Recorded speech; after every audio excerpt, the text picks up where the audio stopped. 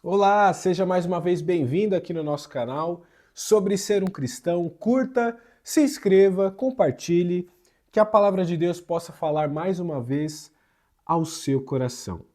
Nós estamos estudando a carta a Tessalônica do apóstolo Paulo, 1 Tessalonicenses, e no vídeo anterior fizemos uma introdução na carta falando do contexto daquela cidade, da sua localização estratégica, de como em Atos 15, Atos 18, a gente vai observar essas viagens do apóstolo Paulo e como ele sai de Filipos numa realidade onde ele foi preso, onde ele foi açoitado e ele vai para Tessalônica e sem desanimar, movido pelo Espírito Santo, ele prega o evangelho em meio a essa realidade dura de perseguição, essa realidade dura de opressão ao seu redor. Então ele vai falar um pouquinho sobre isso nesse capítulo 2, onde eu intitulo O amor do apóstolo Paulo pela igreja, o amor de Paulo pela igreja. Fica muito claro isso para nós desde o início. Vamos pensar verso por verso nesse capítulo 2. Se você não viu o vídeo 1, te recomendo que pause aqui, veja o vídeo 1, entenda a realidade tessalônica, entenda o que acontece no capítulo 1.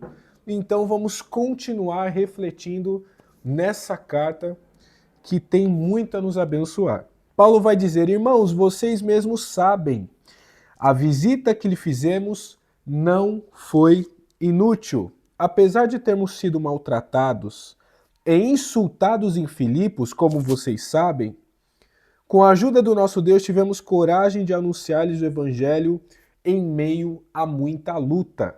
Então ele está falando desse contexto, de onde ele vem de perseguição, de prisão e de açoites. Pois a nossa exortação, ela não teve origem no erro, nem em motivos impuros, nem temos intenção de enganá-los. Ao contrário, como homens aprovados por Deus para nos confiar o evangelho, não falamos para agradar as pessoas, mas a Deus que prova o nosso coração.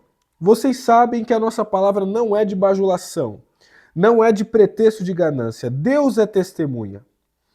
Nem buscamos reconhecimento humano, quer de vocês, quer dos outros. Que coisa maravilhosa. Paulo está dizendo, igreja, a minha palavra para vocês não tem a ver com o que eu posso ganhar. O que eu estou fazendo por vocês não tem a ver com algum interesse financeiro, com algum interesse de aparecer, com algum interesse de ser enaltecido. Não tem nada a ver com isso.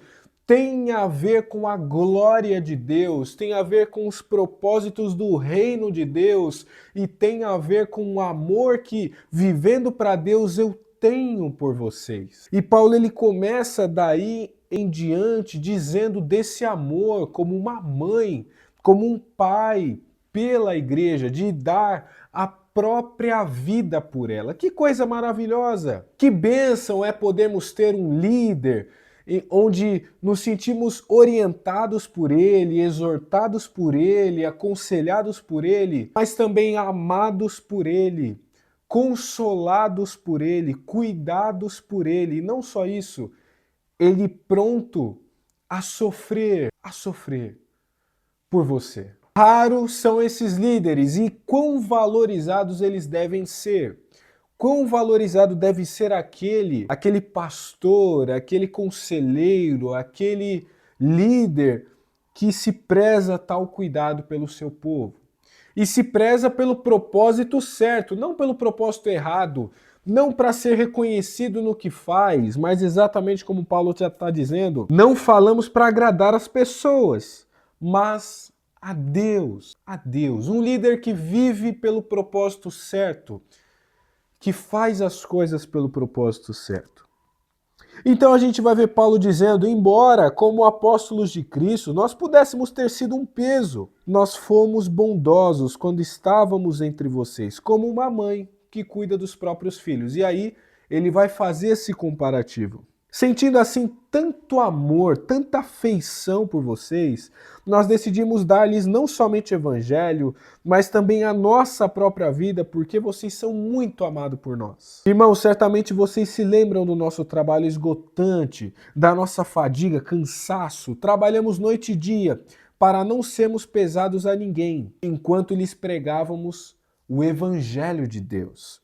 Tanto vocês como Deus são testemunhas de como nos portamos de maneira santa, justa e irrepreensível entre vocês, os que creem. Vocês sabem que tratamos cada um como um pai trata os seus filhos. Então observe a figura da mãe e a figura do pai. A mãe no amor e no cuidado, e o pai na exortação, no aconselhamento, no ensino, exortando, consolando e dando testemunho. Versículo 12.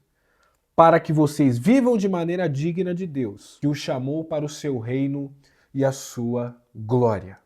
Paulo não estava preocupado em agradar os tessalonicenses. Paulo não estava preocupado em massagear o ego com uma mensagem confortável aos tessalonicenses. Um pastor que te ama, um líder que te ama, ele não vai ficar com mensagem para ser agradável para você ouvir e dizer: nossa, como meu pastor prega bem, como ele fala do amor de Deus por mim, e agora eu vou para minha semana viver nos meus vícios e pecados.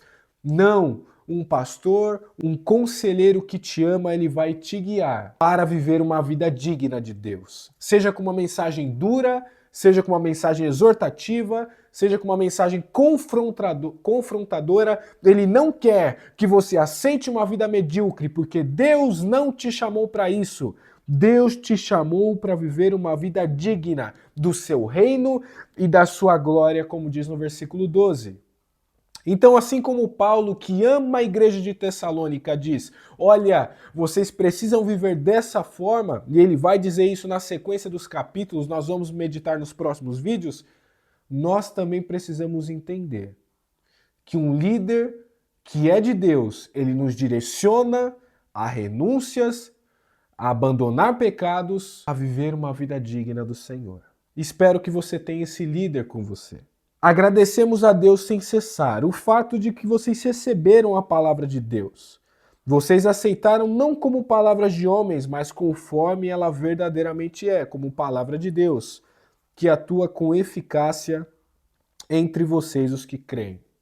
Então, esses irmãos aceitaram as cartas do apóstolo Paulo, não só a igreja de Tessalônica aceitou, mas Filipos, Éfeso e tantas outras, porque é palavra de Deus. Embora Paulo, sendo escritor, o Espírito Santo o inspirou a escrever a palavra plenária verbal para que, usando o seu próprio estilo, anunciasse a mensagem de Deus diretamente à sua igreja, nesse contexto da igreja primitiva até os dias de hoje, onde nós estamos.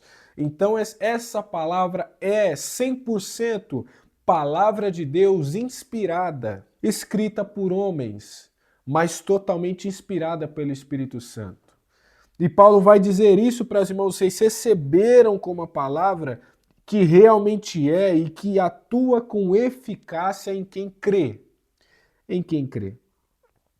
Irmão, vocês se tornaram imitadores das igrejas de Deus em Cristo Jesus que estão na Judéia. Vocês sofreram da parte dos seus próprios conterrâneos as mesmas coisas que aquelas igrejas sofreram da parte dos judeus. E aí Paulo vai falar do contexto de perseguição, dos judeus que perseguiram e quiseram impedir que os gentios se convertessem, e vai falar que a eles veio a ira de Deus.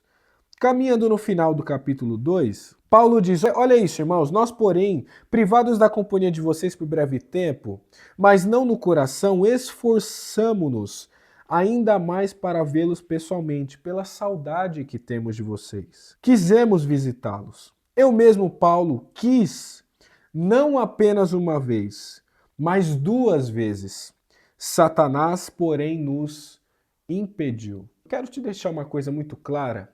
A obra de Deus que é séria, a obra de Deus onde tem um líder ali querendo pastorear, cuidar, zelar, ensinar e anunciar a verdade para que aqueles vivam na verdade, sofrerá perseguições, sofrerá opressão, sofrerá resistência. E Paulo vai falar que Satanás o impediu 2 vezes de continuar esse processo de acompanhamento, de discipulado, de ensino dos tessalonicenses. As portas do inferno não prevalecerão à igreja do Senhor. O evangelho vai avançar, mas entenda, considere isso. O inimigo trabalha contra a igreja do Senhor. O inimigo trabalha contra aqueles que estão realmente querendo ensinar a verdade da palavra de Deus. O inimigo não tem interesse em impedir aqueles que estão, na verdade, indo pelos motivos errados. Lembra lá do início? Aqueles que estão por ganância,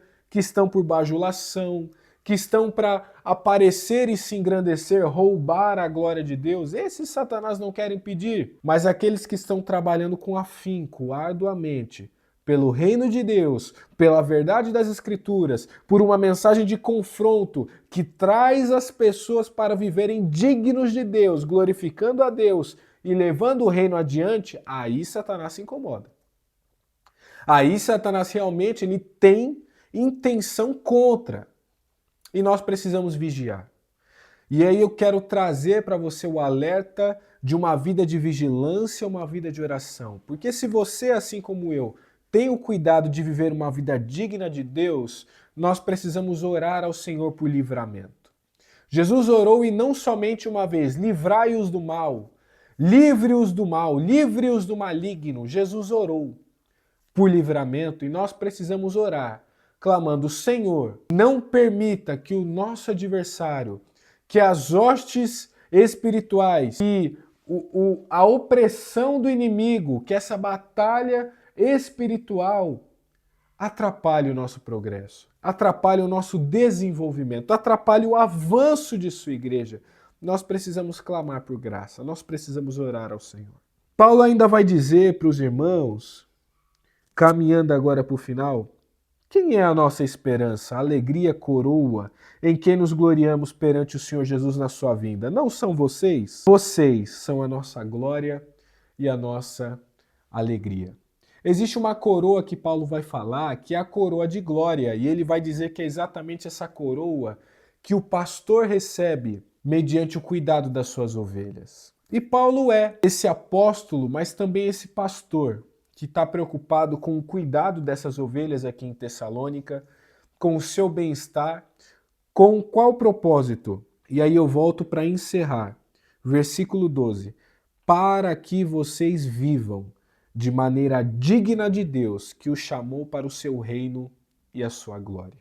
E eu quero terminar dizendo para você, eu não sei aonde que você está congregando e que igreja que você faz parte, mas que o seu líder, que o seu pastor tenha esse coração, um coração de querer que você viva uma vida digna, uma vida que glorifique a Deus, te confrontando com a palavra de Deus, te ensinando, te discipulando, te orientando, te aconselhando, te consolando, te amando, mas cuidando para que você viva uma vida direcionada inteiramente para Jesus e não para os seus desejos, não para a sua própria cobiça. Que você possa ser um crente vivendo uma vida digna do Senhor. Que Deus te abençoe e nós nos veremos nos nossos próximos vídeos aqui no nosso canal sobre ser um cristão. Curta, se inscreva, compartilhe e continuaremos em breve com o capítulo 3. Fique com Deus!